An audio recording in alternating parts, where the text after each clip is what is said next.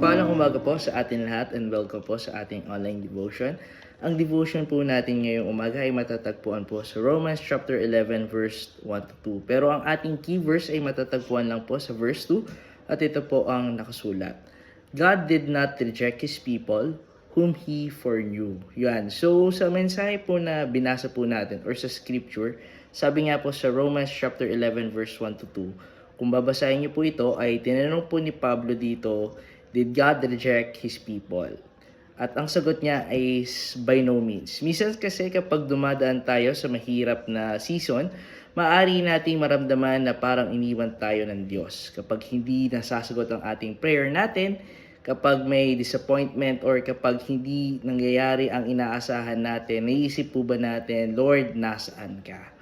Pero pinapaalala sa atin ng passage pong ito na ang katahimikan ng Diyos ay hindi nanganghulugan na wala siya. God remains faithful po even when we cannot see what He is doing. So what are the lessons from this scripture po? Number 1 po niyan is that God does not abandon His people. Hindi ibig sabihin na dahil nahihirapan tayo ay iniwan tayo ng Diyos or ni Lord.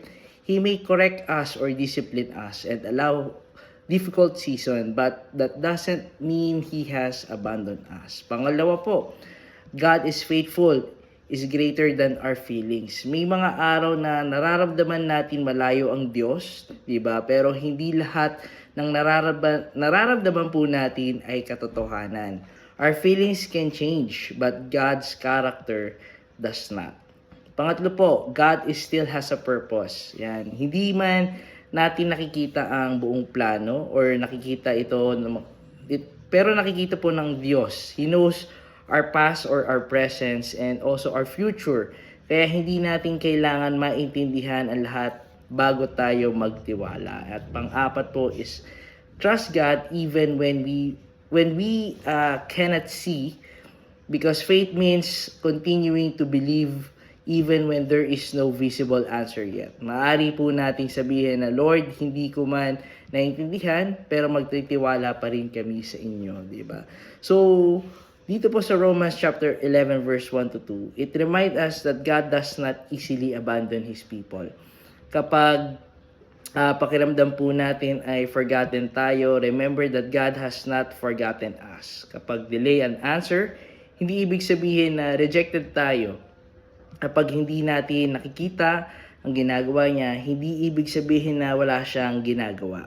God is still faithful, God is still present, and God is still has a purpose sa ating buhay.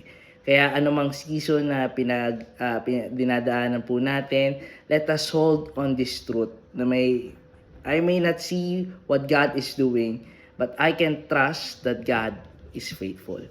Tayo po'y manalangin. Heavenly Father, thank you because that you are faithful, O Lord. Thank you for reminding us through your word that you do not simply abandon your people or hindi nyo kami iniwan, Panginoon. And Lord, there are times na when we feel forgotten, especially when our prayer seems unanswered and our situation does not change. Forgive us, O Lord God, and allow feelings to make us doubt your presence and faithful. Give us strength, Lord God, to continue believing your patience, to wait for your timing, Panginoon, and faith to trust your purpose, O Lord God. Remind us, O Lord God, that you are not forgotten us, you are still with us, and you are still working, and you are still faithful. In Jesus' name we pray, Amen at Amen. Pili po, mapagpalang umaga po sa atin lahat.